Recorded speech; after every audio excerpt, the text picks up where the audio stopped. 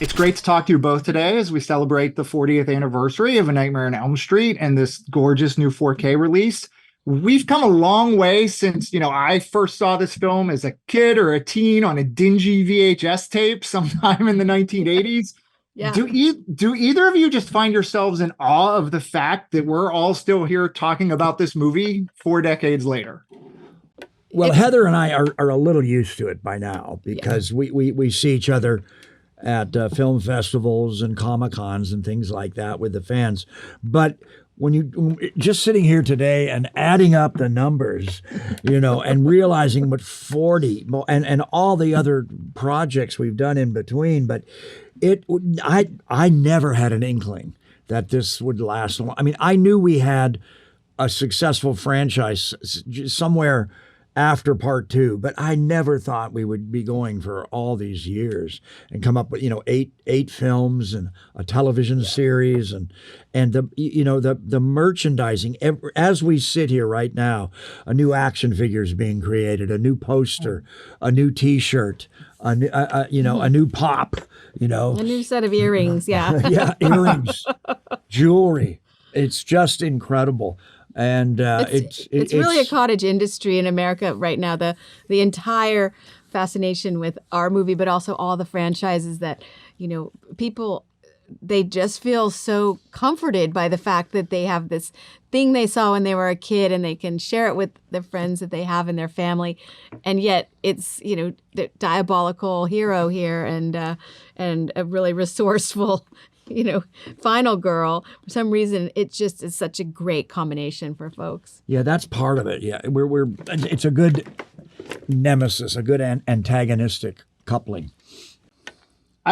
So I think the entire horror community, both fans and creatives alike, still really miss Wes Craven. And I wanted to ask you two, when you guys think or reminisce about Wes, is there a moment during the making of the original Nightmare that really stands out in your mind? Oh, gee, you tell.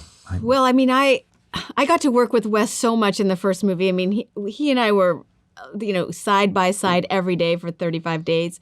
And we had a great relationship. He was so funny. He break the mood of seriousness all the time. Corny jokes. Corny jokes, like dad jokes, like, really bad jokes. But by livening up the atmosphere at every moment with that, I really feel that I see that energy in the movie when I watch it. There's this energy that comes after you laugh and that you're relaxed. And then that relaxation shows itself in the film. And, he was ribbing me or ribbing Johnny or ribbing Robert about something or just poking fun at us. And then we had this relaxation to start the scene. And I just feel like it was the key to his success in many ways. I'm trying to think of a moment on the first one. I've worked with Wes a lot, and I was trying to think of a moment on the first one, and that would be specific to me thinking at the time, Wes is this or Wes is that. But I don't have one there, but I do have, after all years of working for Wes, 3 movies, a television series, I did have a moment with Wes in an apartment in Canada, watching Saturday Night Live. Wes had a glass of wine. There was a Dana Carvey sketch, Headroom Harry, and Wes laughed so hard he was almost crying. He practically fell off my couch. And I think that was the moment where Wes was sort of surrendering to being my friend finally, and not just my boss and my director and my Dr. Frankenstein. So there's been a running debate over the years at Collider about whether or not Nightmare on Elm Street should be classified as a slasher film. Because on one hand, you do have this classic villain who's, stalking and killing teenagers. But on the other hand, it really is much more high concept and cerebral than a lot of, like Guy in a Mask in the Woods type of movies. So I figure who better to settle this argument than you two? Is Nightmare on Elm Street a slasher film? Well, I'll say that Wes would not. I was told, I don't know if Heather was told this very early on the set of Nightmare on Elm Street, because the term slasher was kind of new back then. Don't use it. Wes hates it. This is not a slasher film. The problem is that I have a glove with blades. And if I move towards you or gesture towards you, I am slashing. That's the only verb to use. On the other hand, We're not a gore fest film. The kills and the deaths and the hauntings in it are all in the dreamscape. They're all surreal. You know, excuse me, a girl in part 3 being turned into an insect in a roach motel. That's pure popular culture Kafka, you know. That's Kafkaesque, as they say, which is the world of surrealism. My God, if anybody can be said to be a surrealist, it's Kafka. And so I tend to think of it that way. I tend to think of, you know, the Nick's death in Nightmare 1, Nick Corey, you know, with the hanging. the hanging, being hung by an animated sheet that coils and knots itself and becomes like a snake and a noose snake. Noose snake. You know, that's very imaginative. That's not a slasher kill. And Johnny's death, the blood erupting, you know, out of the bed. His bed eats him. We never see him get even nicked by the knife ever. No, we see it's afterwards. Johnny Depp regurgitated. Yes. Regurgitated. Yeah.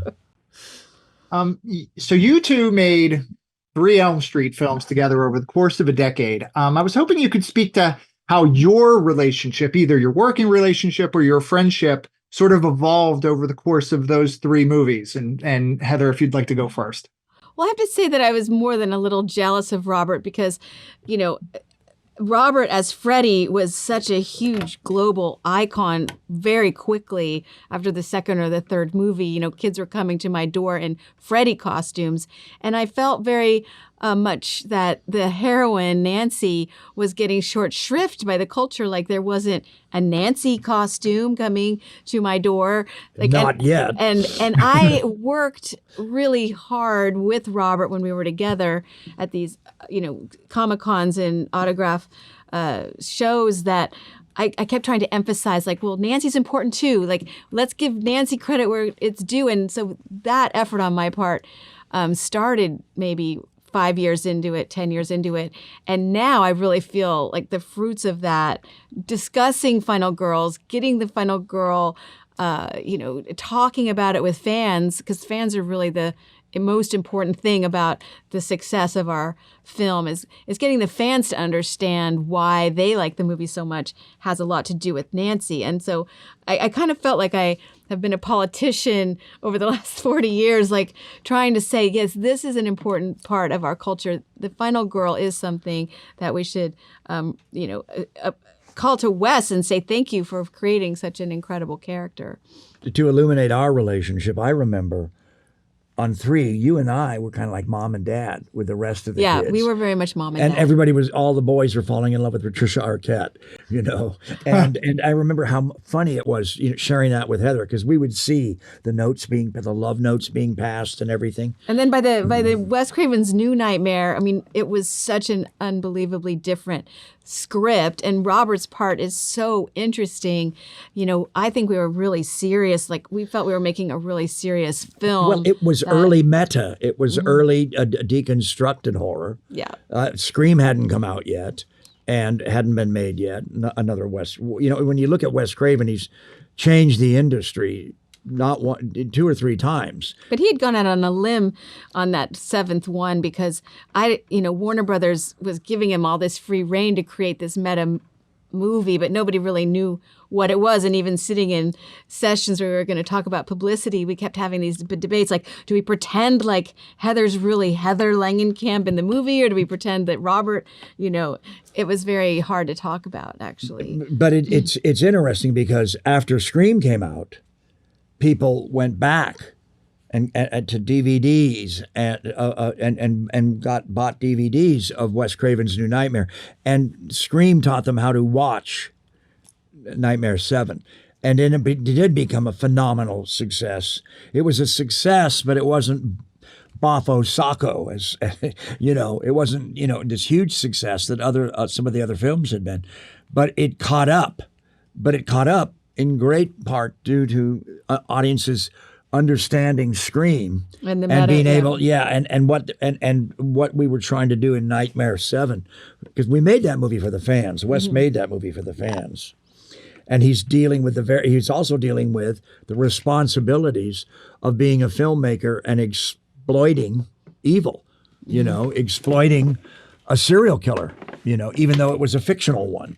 And the guilt of that. I think Wes thought a lot about that, up there in Steve McQueen's old bachelor pad overlooking Catalina Island in the Hollywood Hills. I think he thought a little. I think every once in a while, what did I give birth to? Yeah, what did I do? What did I do to deserve all this? Is it right?